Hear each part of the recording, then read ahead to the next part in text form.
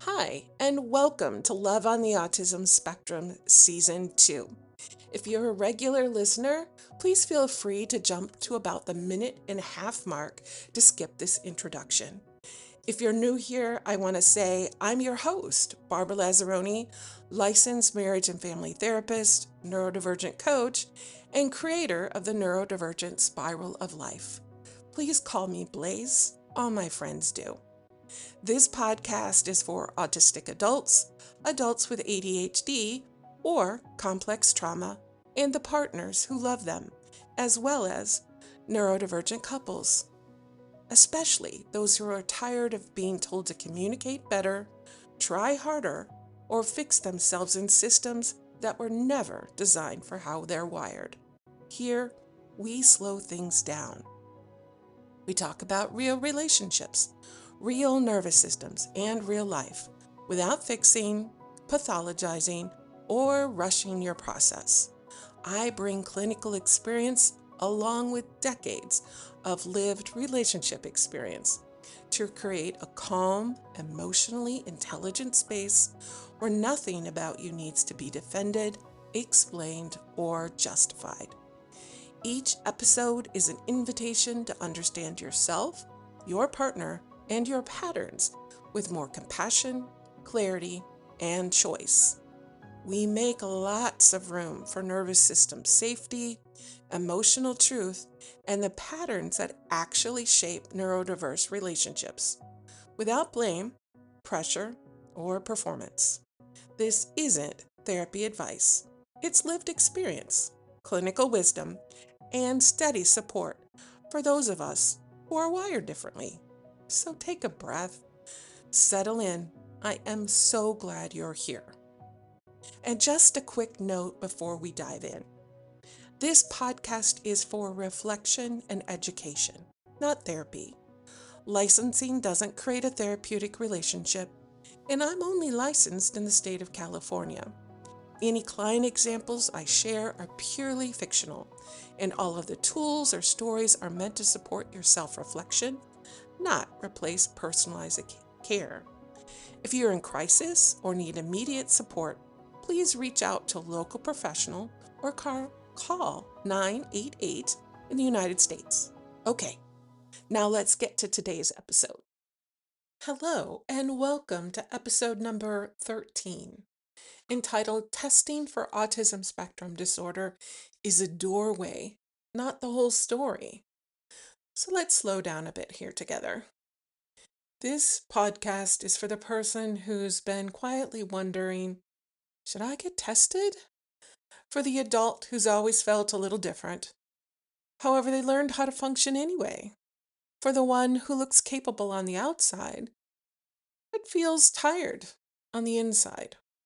And for the partner who is starting to wonder if there's something more underneath the patterns they've been living with. Today, we're going to talk about an adult autism assessment. Not a final answer, not something to avoid. Really, it's a doorway into understanding.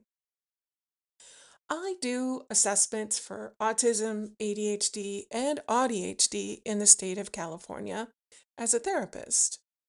And when many adults begin considering an autism assessment specifically, there's often a quiet hope underneath it. Maybe this will explain things. Maybe there will finally be language for what has always felt so hard to name. Maybe the confusion will settle, and sometimes it does. Most adult autism assessments are designed to look at patterns of social communication, sensory experiences, repetitive and structured thinking, and of course, developmental history. Many clinicians, like myself, use tools like the SRS-2 or the MIGDAS-2, along with a detailed clinical interview guided by DSM-5 TR criteria. I know I use one that is basically a specific neurodiverse set of questionnaires, as well as um, really trying to understand through the interview process, which is really important, over 5 sessions what is happening for this individual. This process can be really super meaningful. A diagnosis can bring relief. It sometimes reduces shame. It offers language for what's happening in their lives and what's been happening in their lives. And in many cases, access to accommodations and more support than they've had in the past. For many people, it helps things make sense. Mm. But there's really something more important to understand. Assessments measure what can be observed and what can be clearly reported. Here's the kicker: they don't always capture what has been adapted. So, especially for adults who have spent years learning how to navigate the world in ways that weren't natural, however, became necessary to function in this world. For example, learning how to respond, learning how to make eye contact, learning how to stay in conversations, learning how to appear fine or okay. Researchers like Devin Price have written about masking as a survival-based adaptation. Clinicians like Tony Atwood have described how autism can present differently in adults, especially in women. And from a nervous system perspective, what we're often seeing is adaptation shaped by safety, something grounded in polyvagal theory.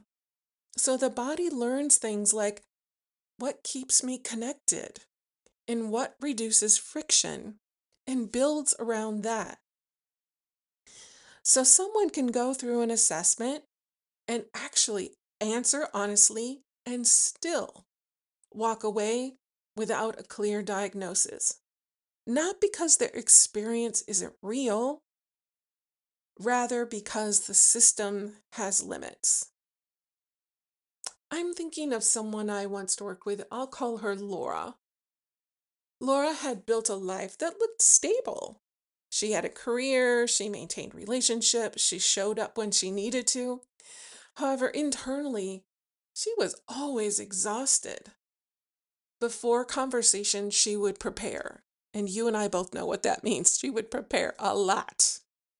And afterward, she would replay everything over and over in her head, basically grading herself in terms of how she had done, good, bad, right or wrong, that whole self-analysis afterwards.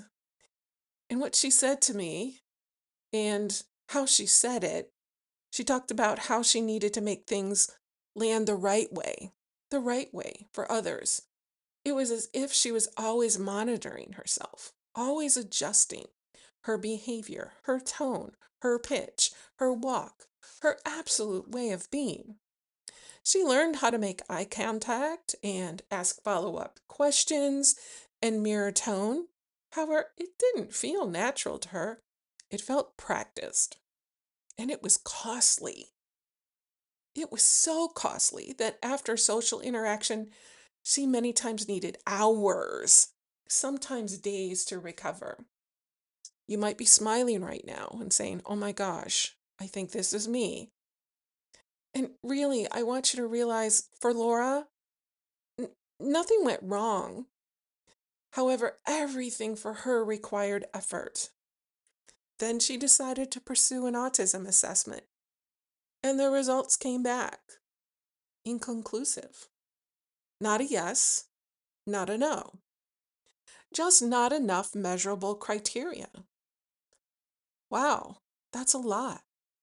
Imagine what that's like to have not enough measurable criteria. Ooh. And what came up for her wasn't relief, it was doubt. Because nothing about her experience had changed.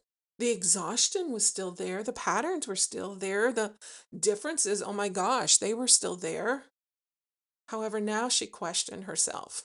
Maybe I'm overthinking this. Maybe I just need to try harder, is what she said. I want to share a couple story, a couple that I worked with. The partner One partner reached out first. She was overwhelmed. She described carrying most of the emotional weight in the relationship, planning, initiating, trying to repair after disconnection. Her partner, on the other hand, felt confused. He didn't experience the relationship as strained as in the same way as she did. He thought things were mostly okay. So when the idea of autism and or maybe ADHD came into the conversation, it landed differently for each of them. For her, it brought relief. She was like, oh my gosh, maybe this explains the distance. Maybe this is not about him not caring. Maybe he's not a narcissist like I've been thinking after all. For him, it brought absolute tension. It was like, does this mean there's something wrong with me?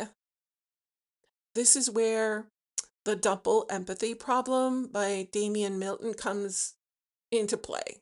It's really important. It's not that one person understands and the other doesn't.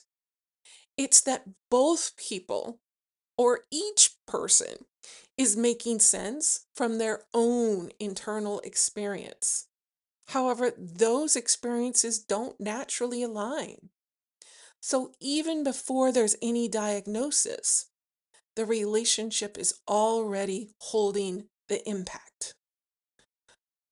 Oh, this is so common in so many of the couples I see as clients, both as therapy clients here in California and coaching clients around the world. The misunderstandings, the missed signals, the exhaustion. The diagnosis doesn't create the dynamic. It names something that's already been happening. So, from a clinical frame, a diagnosis is not a full map of identity. It's how do I want to say it? It's a structured snapshot. It's a picture based on specific criteria, observable patterns, and reported history. Let me say that again. It's like a picture. It's like snapping a picture with your phone based on observable criteria, I'm sorry, specific criteria, observable patterns, and reported history. So, from a broader lens, including the social model of disability by Michael Oliver, we also understand that difficulty doesn't only live inside the individual. It often emerges in the mismatch between a person and their environment. And from an interpersonal perspective, understanding grows when we can hold multiple truths at once. Truths like, in the left hand, what is clinically measurable? And in the right hand, what is internally lived? So when someone feels confused right after an assessment, it doesn't mean something went wrong. Sometimes it just means that the system reached its edge. So if you're in this space right now, wondering if you qualify or wondering if you should pursue testing, wondering if a diagnosis or an assessment might finally explain things, you're not alone. You do not have to rush this. Understanding can come through diagnosis, and it also comes through paying attention. So I want to share at this point in today's podcast, if this conversation is resonating with you, there's a few other ways to stay connected. You can follow my blog, Love on the Autism Spectrum, where I write more in depth about topics like diagnosis and relationships and neurodivergent identity. And you can also find me on Substack, also called Love on the Autism Spectrum, where I share more personal reflections and relational pieces that sit alongside this work. So this week on Substack, my essay is entitled What an Autism Diagnosis Gives You and What It Can't. Both are spaces that you can return to at your own pace. You'll find the links in my show notes. So let me go back to my story about Laura. With Laura, we shifted the focus away from do I meet this criteria toward what is consistently true for me? What costs her energy? What helps her feel more at ease? What patterns have been present across her life? And as she began to answer those questions, something changed. She started to trust her own experience. She adjusted her expectations. She reduced unnecessary interactions and allowed herself to prepare and recover without judgment. Not as avoidance, rather as alignment into her authentic self. And then at the same time, something within her softened. Not because she didn't, not because she had an answer. She didn't. Rather because she stopped overriding her experience in order to find one. So if you're in this space, here's something gentle to try. This week, just notice what consistently drains your energy and what consistently supports you. No labels, no pressure, simply noticing. And again, as I shared before, this episode pairs with my blog. My blog this week is titled Testing for Autism Spectrum Disorder in Adults: What the Test Can't Tell You and What They Can.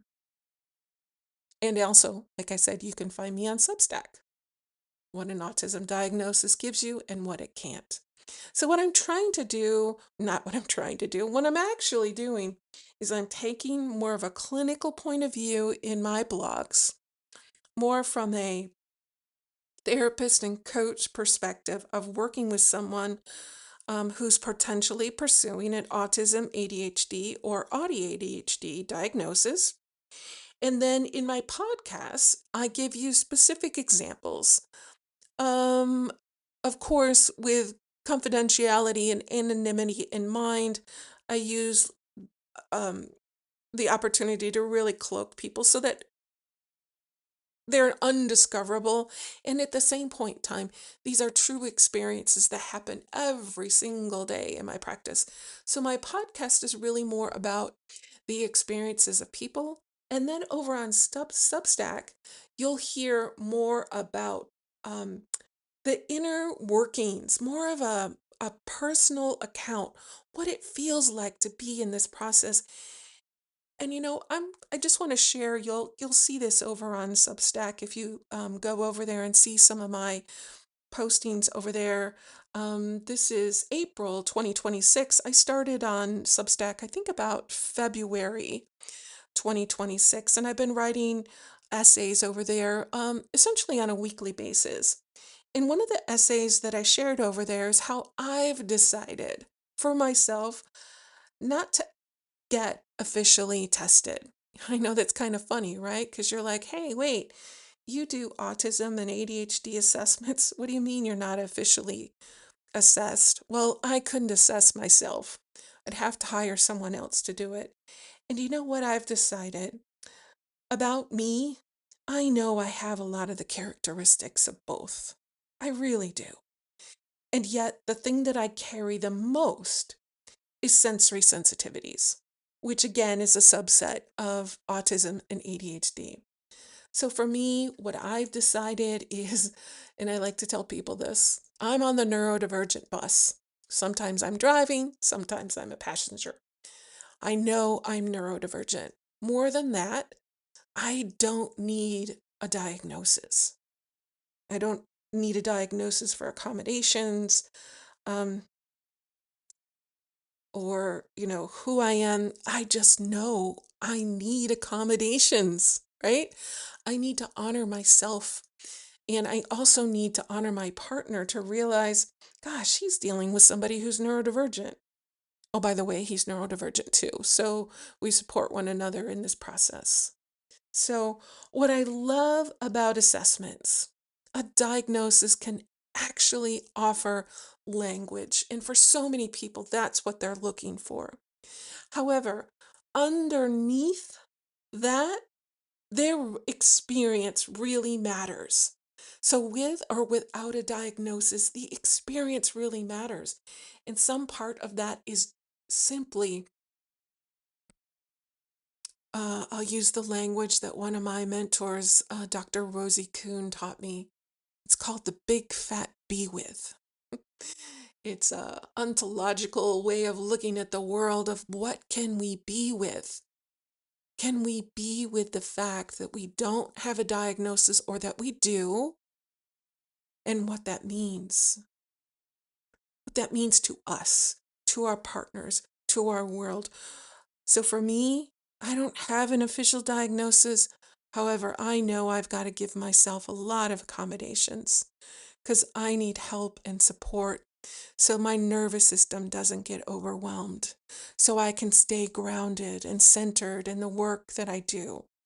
I need to be places that are quiet, and many times I need to leave places.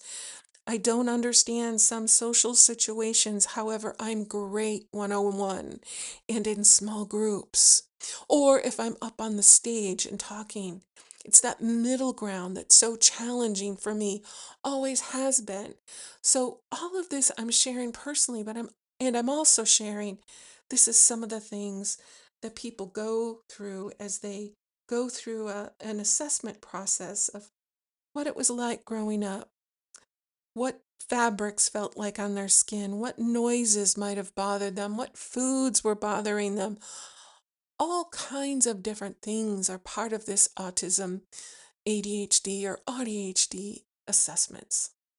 So, to learn more about this topic and explore a lot of my blog posts, as well as therapy and coaching and assessment offerings, visit my website, loveontheautismspectrum.com. You'll actually see an autism and ADHD assessment process there. Now, again, remember, I can only give assessments in the state of California.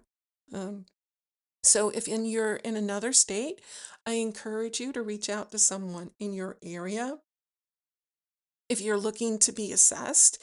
And I'd also want to share that there's a lot of online screeners out there. Screeners like the RADS 14, which is a screener to really assess some potential autism characteristics. There's also a woman and girls screener out there that you can actually find that one specifically on my website.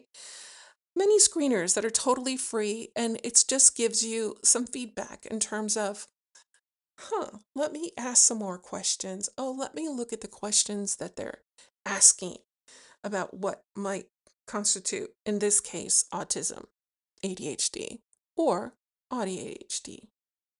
So I want to say again, thank you for listening today. I hope this provided you some comfort, some care, because I got to say, this is really important as I wrap up. For many people, after they get a diagnosis, that's when the real healing work begins.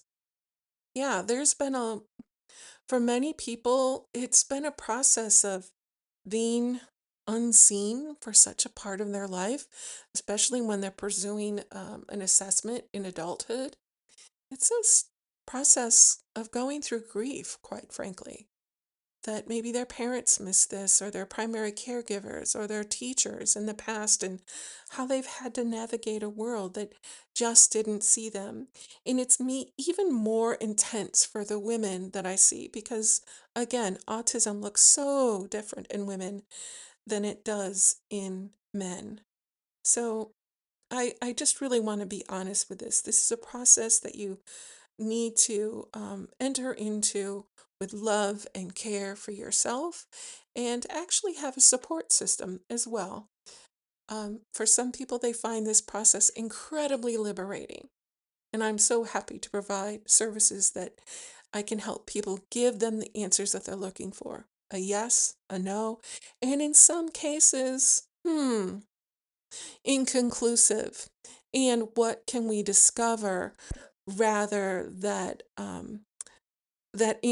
uh, inconclusive is really an answer for something else. So again, thank you for being here today. Take care. Be well. Bye now.